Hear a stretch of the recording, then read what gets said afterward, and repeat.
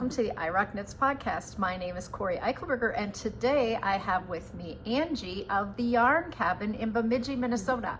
I am on vacation. I am up north in northern Minnesota, about 4 hours north of the Twin Cities, and I said to her, hey, I'm on vacation and I'm going to be in your neck of the woods. So I am staying about 40 minutes east of here. And she said, great. And so I'm going to teach a couple classes for her today. So welcome. Yeah. Then I said, hey, would you like to be a guest on my podcast? Because she just moved. So she had a smaller space. So she is a yarn store owner and a yarn dyer. So let's talk a little bit about how you learned to knit. Sure. I first learned how to crochet when I was in college. I lived with my grandma for a while and she taught me. And was that in Minnesota? Yep, Detroit Lakes. Okay. Yep. Okay. And then I did that for a number of years, probably about 15 years before I decided that, hey, I want to try this knitting thing. Yeah. And so I was teaching elementary school at the time, and I had a crochet club, and another teacher had a knitting club, and I was like, oh, I kind of want to learn that. And so I watched YouTube and figured it out. And so that was about 10 years ago that I started knitting. Yeah, did that answer your question? Okay, yeah, for sure. And then in the last few years, and I will say, I should preface this with the fact that I really met Angie through the Up North Knitting Retreat. So Jen and Karina and Angie hosted the Up North Knitting Retreat that I talked about at length on the podcast. That was last January. Are we having another one? Okay, we're definitely having another one. I haven't seen any news on it, so I didn't want to. Yeah, all I'll say is it's going to be awesome. It's going to be a lot of fun. We are planning it to be in January again. Okay. And Jen and I will be doing a live at the end of July from Coles Resort, and we'll do a big reveal and open up registration. Okay. Excellent. Excellent. Okay. So we got a little sneak peek into that information. I know my friends will be really excited to hear about that for sure. But so that is kind of how we met, but I had come up here and stopped into her yarn store a year ago, and it was down the street. Yep. So when did you open, and what made you decide to try to open a yarn store? Did the yarn dyeing business come way before, or just a little while before that? Just a little before, yes. I'm not sure how long you were in business with your yarn dyeing. Yeah.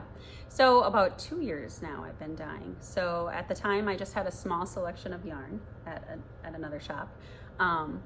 And it was just the lead time of getting yarn and whatnot was such a long time. So I'm like, well, maybe I should just dye my own. And so I just started doing that. Definitely a big learning curve and still learning. But basically just to fill the shelves and to have some hand-dyed yarn in the shop. And then last May, I opened up the Yarn Cabin. Was no longer a part of the previous business, and decided, you know what, I want to focus on what I love to do, and that's dyeing yarn. And I also make jewelry and sell that as well. And thought if I could have a studio, like that's what I need. I need to have a spot where I can dye my yarn. I do dye it and sell it all over the place, all over the country. And so that keeps me busy, and I thought, you know, if I could have a little space to have a shop as well, it'd be a bonus. And so it grew, and it was a tiny spot. I don't know how many, like maybe 800 square feet. I don't know. Yeah, it was small, but you were dyeing in the back. I was dyeing in the tiny little spot in the back. And the name of your yarn company?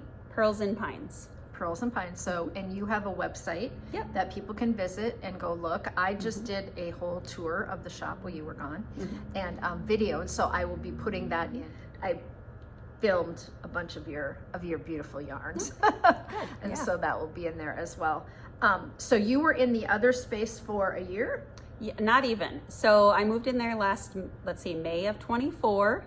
And then we quickly outgrew, like, my idea of like bonus having a nice little yarn shop in addition to my studio was moving furniture on knit nights to get everybody in there. And so it was very quickly very crowded.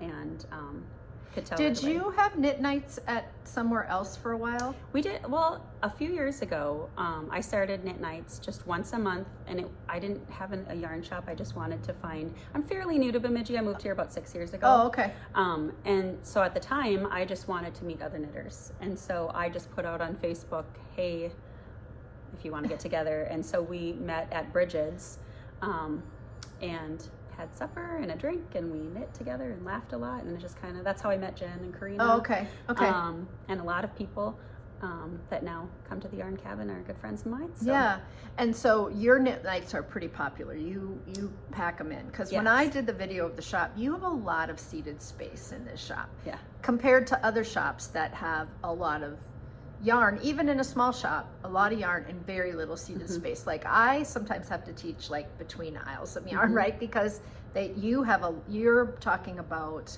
having space for people to come enjoy the space and sit and and be a part of a community. Definitely is a big part of mine. I know I've had a lot of people say, you really should maybe not have such a large seating area.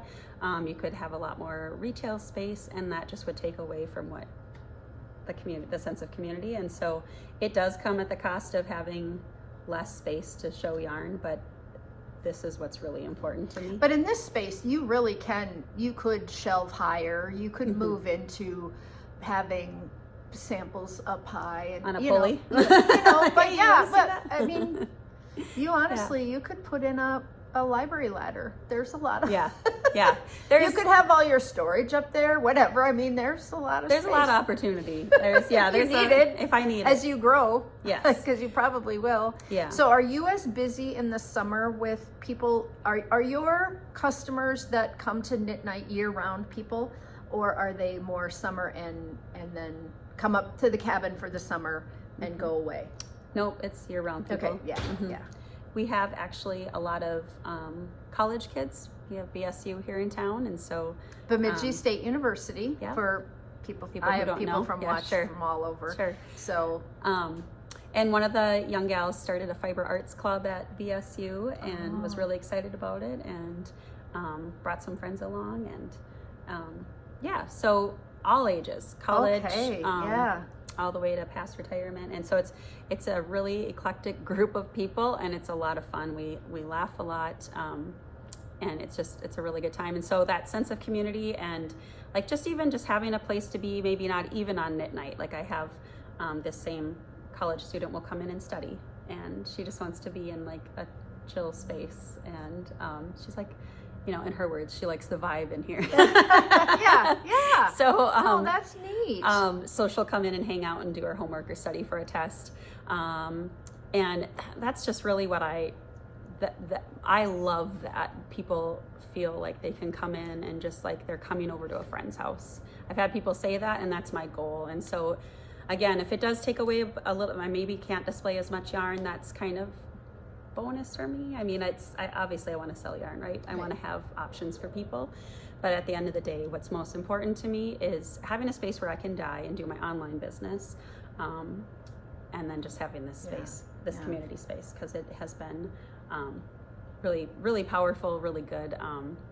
Really and Minnesota is full of knitters. I mean, I haven't been to a part of Minnesota where there aren't just a ton of knitters, because we do winter wear, and so there's a lot of wool that we can knit. Right. We actually, and a lot of crocheters, lots of crocheting happening right now. And actually last week we had a null binder here. Oh, okay. Yeah. So her and her husband were doing like Viking reenactments, and so she wanted to have something that was true to the era. And so we welcomed her, because there's always new people. It's not cliquey or anything like that. It's like, come and go, and if it works for you, you come. Maybe not, catch you next time, but there's always inevitably at least. So are now you having knit nights once a week? Yeah, every Thursday night. Okay. Yep.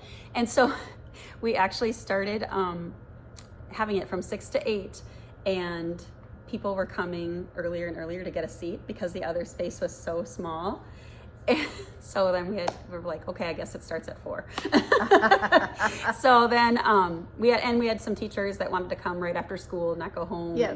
And so totally cool with that. Like just come, and then they maybe leave a little bit earlier, and then that opens up a seat for somebody Someone who else, can't come yeah. till later. Yeah. So it actually works pretty well to have more of a kind of an open house type feel, you know, anytime between 4 and 8, come and hang out. And if it's for an hour or if it's for a couple or more, yeah. So what started the jewelry making? The jewelry making. So let's see, in 2022 I had been teaching before. I decided I no longer wanted to teach elementary school, and I thought, well, I really like making jewelry, and I had made jewelry and done like different art fairs and different things when I lived in Fargo, just on the side, just for something fun, because I don't sit well. I have to be moving and doing and whatnot, and so I would made a lot of jewelry, and I bring friends along, and we'd go set up a booth somewhere. And well, then I just kind of thought, well, there's this cute little shop that opened up downtown. Wouldn't that be fun if I could sell my jewelry out of there? And it worked out well. I had that place for a year, and it just grew. I mean, when leather earrings were really popular, I did the leather thing. Now I do a lot of stones and metal. Just kind of, I just love creating something and just, I don't know, playing around with it. And then I started selling online wholesale, and that's where it took off. Yeah. So what kinds of jewelry are you making? I cut up a lot of copper and do like a birch bark overlay. So where's like, that's copper with the birch. Oh, how pretty. And then sterling. So you're taking birch from the wilderness? Yeah. Like from the forest? Oh, okay. Yeah. So my kids and I go on Because the hikes. birch trees shed Yes. their bark, right? You're not having to cut them down. No. Yeah. No, Yeah. we're not peeling off the Yeah. live tree. We're taking Yep. off dead trees. Yep. And we live out in the woods, so Yeah. my kids like to go and look for pieces that would work. Oh, so pretty. So yeah, just kind of, and I just started playing around with different things, and these are just some of my styles that I sell online. Copper sells really well in those mountain states, so I end up sending a lot And these are, those are brass and sterling. but this is frolicking leaves. Yeah, that's my jewelry. It's so super confused. So there's Frolicking Leaves, the jewelry, which I've had for a long time, Pearls and Pines yarn, and then the yarn cabin. So Okay. it's all here. Yeah. I Okay, know. so if they wanted to find your jewelry online, do they have to go to a shop that's carrying it, or do No, you sell it? you can go on- frolicingleaves.com. Okay, you have a website for that Yep. too. Yep. And these are just little piece. I mean, and here's another shape. Oh yeah. So, and I do, like I said, a lot with like just different gems, jade Yeah. and different things. So Yeah. yeah. So mostly necklaces and earrings, or Mostly earrings. Okay.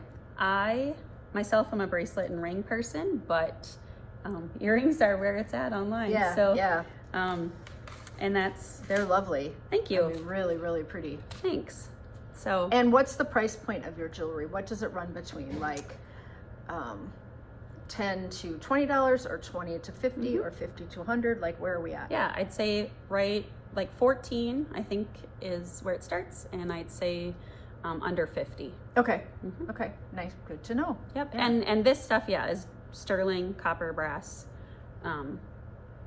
Yeah, that stuff, of course, is a little bit more. Yeah. Okay, we're gonna look at some of Angie's hand-dyed Yeah. yarns here. All right, so this is little, or I don't know if Yeah. you want to just. This is Hold Little Fawn.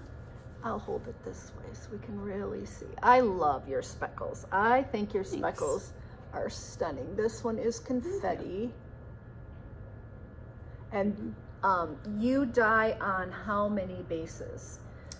Oh, DK, chunky, worsted, mhm. fingering, And I have some sports. yeah. sport. So Mhm. almost all the bases. And is it almost all superwash merino? Not all of it. Most of it is, that's what is Yep. most popular. Yep. So, Yep. but I do have some like yak merino, some You have cotton. to move over a little. Yeah, some cotton wool. Okay. Some different things. yeah. Okay, so you have some other bases Mhm, And as well. silk and yeah. Yeah. Okay, so this one is a chunky, which I love, and there's one over there that I want to go home with because it has raspberry and orange in it, which are my two favorite colors. And this one is a DK. Oh, I should have grabbed that one. The Aloha, I think is that. This is Minnesota loon. Oh yeah, with they've got the red eyes. And then the black and gray body with the cream, yeah.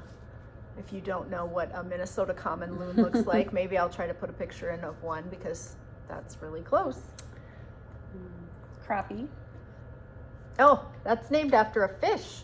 Not everybody would know that a crappie is a type of fish. That's also a chunky. Sky blue waters. This is a fingering. Oh, that is, okay, blue lovers. That, my mom, oh, she loves all the shades of blue. That's stunning. Thank It's you. got lights and darks. Yeah. Yeah, for sure. More tonal. This is blue spruce. That's blowing out. Let me see if I can get it to be a little more, oh, that's closer. It's more green than blue. It's got a little more green in it. This is the Pride. Yeah. Last year I did a Pride, and then this year is that's Pride 25. Yeah. This is a single ply fingering. So that would be great for shawls and And then a couple of my newest ones. oh, this is stunning. You're golden. With my old pops of orange and the gold in there. Oh, yeah. And that's also a fingering. And now this one is funny because people know I love like colors that a lot of people maybe are like, eh. Yeah. And so Pam, hi Pam, she teases me about this couch and that she doesn't like the color of it. And I absolutely love the color of this couch. And you have a lot of gold velvet chairs and yeah, things in here. yeah, I assume you thrifted them. yeah. Yeah.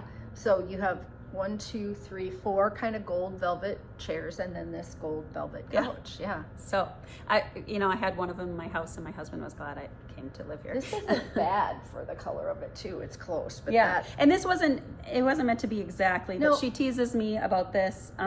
And so this one's called Pam's favorite. So, but that's got that musky green in it, Yeah. like that. Oh yeah, acid green kind of with the oranges. Actually, that's really. I love that. I like colors that people don't like either. Well, I like a lot of brights, but Yeah. I'm really into the colors like that. So, Mhm. so you and your husband have 4 children, and you live just outside of Yeah. Bemidji on a chain of lakes, which we're in northern Minnesota, land of 10,000 lakes. So everybody has a lake in their backyard. Just not true. Some of us have sloughs in our backyard. Yeah. Some of us have marshes in our backyard. Some of us have ponds in our backyard. Yeah. But everybody pretty much in Minnesota can have a puddle. Yeah. If Some they- sort of water. If they want one. Most neighborhoods, even in the Twin Cities, are built around some piece of Sure. water Yeah. because there's just water Yeah. everywhere here. And you previously lived elsewhere. What brought you to Bemidji? My teaching job. Okay. Yeah. So I am originally from Detroit Lakes, and then lived, And where is that from here? it's like an hour and a half South? Okay. west, Yeah, yeah. that's what I would have thought. Yeah. It was really funny. I have to tell this story. It's a little unrelated, but last night we went to the lodge to have ice cream, and they go through 23-gallon buckets in a week at the Wow. resort. I mean, it's a big resort. I mean, Yeah. they have lots of cabins, but on a busy week, everybody goes up for ice Yeah. cream. And then because the fishermen talk about where the fish are biting at the lodge, right? And so all the men want to know, well, where were you to get the fish?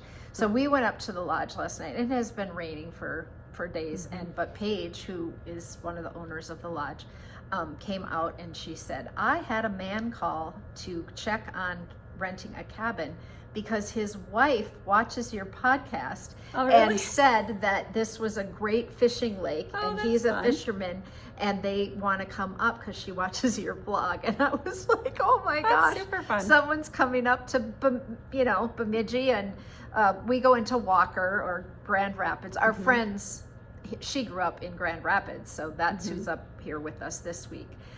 But I thought it was really fun. She said, that's a first where someone, a knitter has gotten me a customer that's going to come and stay at the resort. So whoever you might be out there, someone did contact me. It might have been a year ago and said, we want to take a trip to northern Minnesota and we were thinking about staying at, can you give me, and I said, oh yeah, they have lovely, all the cabins have been remodeled and they're really, quite nice.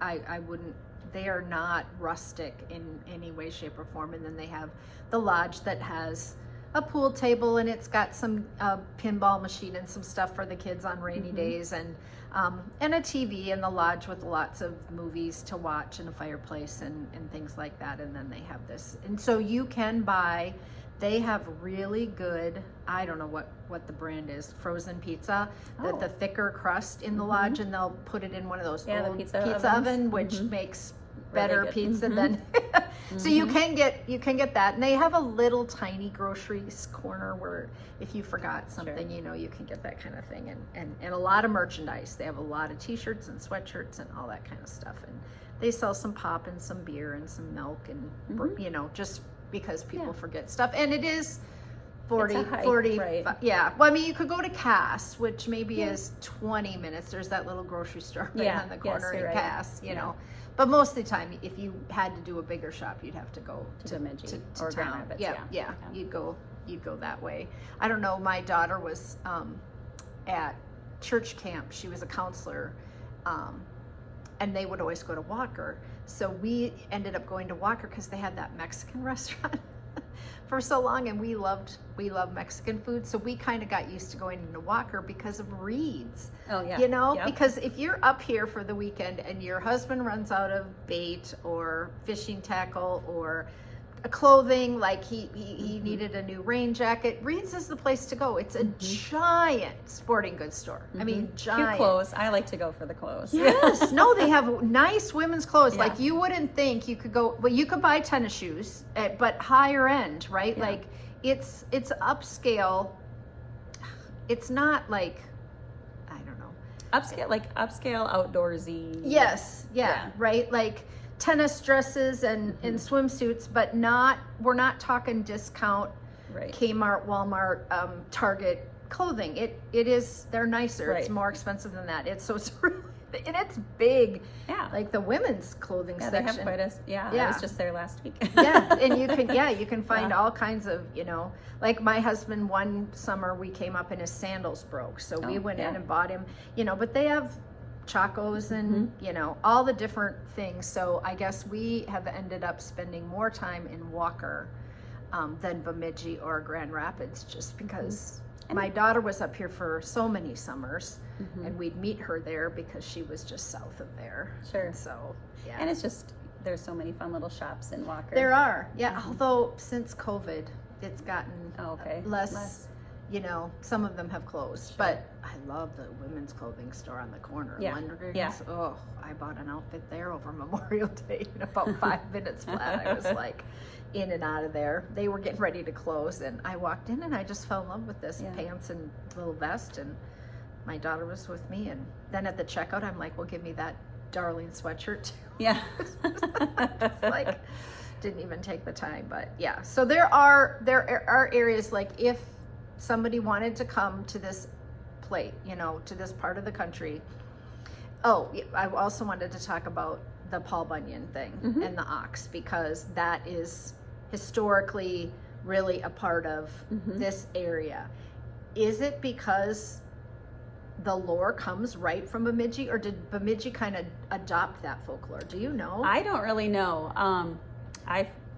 I mean, if you look at a picture of Lake Bemidji, it looks like a footprint, which is, The story goes, he was a giant man with a big blue ox, and they came to Minnesota and back in the day, and he walked in the countryside and left. That's what the lakes are. Right. That he made footprints everywhere, and that's why they logged and they did all this stuff. Mythical creature that made all these. But there is a big sculpture. It's like I'd say a statue. I guess a statue of Babe the Blue Ox and Paul Bunyan, but you have some bags in your shop, and you had stitch Mhm. markers in your shop with that lore on it too. Yes. But I think there probably is also a museum somewhere nearby, or somewhere that people could. Actually, the visitor center down along the lake. Right by Holland. Yep. There would be a place that someone could visit, and the kids could learn the story of that or whatever. Yep, and it's quite busy, and there's across the way you can go to get some ice cream and then you also have a huge antique store here, like many, but the one big one is. Yes, well, First City Antiques we have just down the road, and then Grandma's Attic. Yeah. So I know that there are people who, when you say you're going to Bemidji, there will be people that will say, you're going to go antiquing, right? Or you're going to go to the vintage, like you're going to go and look at that stuff, because it can be a destination for people who are staying up here in this area, to come to town for a day to do those things. So it's not just that you, and this is probably gendered, but that you would tell your husband, hey, we can go fishing, or your husband could say you could go fishing at any of the local resorts, because there are so many. But you would also, as a woman who doesn't fish, doesn't love being out in the boat all day, every day, there's plenty to do. Plenty to do. Lots of little shops and things, and just you could hike, you can walk. Lots of state park right on Lake Bemidji. And actually, we lived there when we first moved here before we closed in our house. But anyways, lots of great hiking trails, biking. Lots of fun. Lots of fun things. Is there somewhere near here that rents bikes? Because I saw people that all look to be on the same kind of bike. Right at the visitor center. On the trail. Right by Holland Babe. Those all look like the same kind of bike as people, and that's where I came. So, okay, that makes sense too. Yes. And back to Paul and Babe, I do have somebody, shout out to the Knitted Fox. They're making a kit, designing a Paul and Babe knit kit, and so I'm dyeing the yarn for it. And so it's super, super well done, very, very cute pattern. And so I need to get them my yarn that I've dyed, and we're working on kits, so stay tuned on that. Okay. Super and then you were telling me this morning when I got here that you're going to have your front windows painted. She has 6 and a door across the front of the shop, big windows, so this is a very well lit. Yes, I'll see if I can find and you're going to have a painting? It's a vinyl that they're going to put on it, that's going to be kind of upwoods, northwoods, with your name.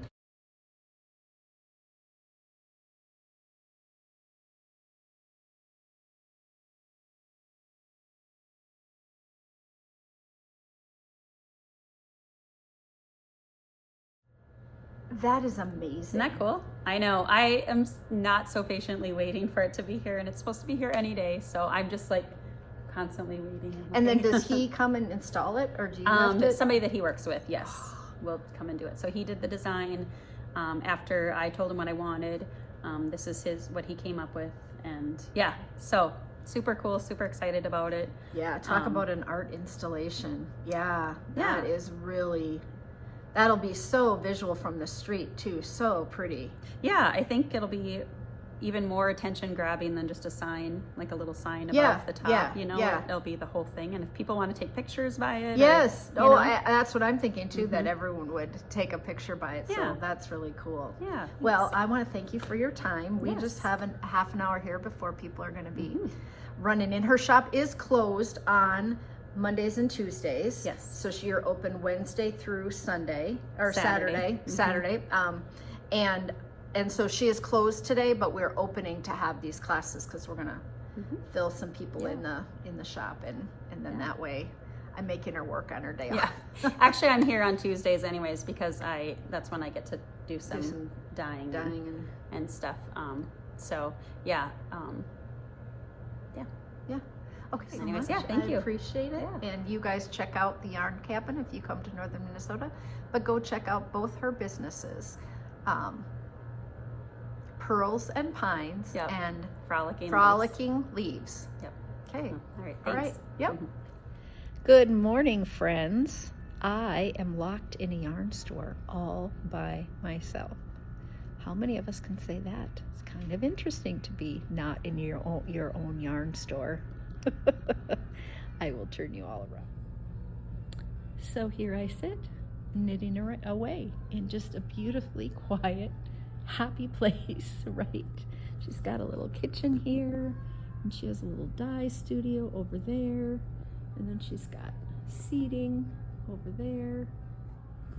Yeah, so it's just lovely, absolutely lovely to sit in here. So I would say life goals, right? Don't own a yarn store, but sit in one quietly by yourself and just knit and dream about all the things you could make with all the beautiful yarn. You live in the northern Minnesota area. If you've not been to the Yarn Cabin, she's got a beautiful new space on 2nd, and it's just lovely. Gonna have a good day. Bye.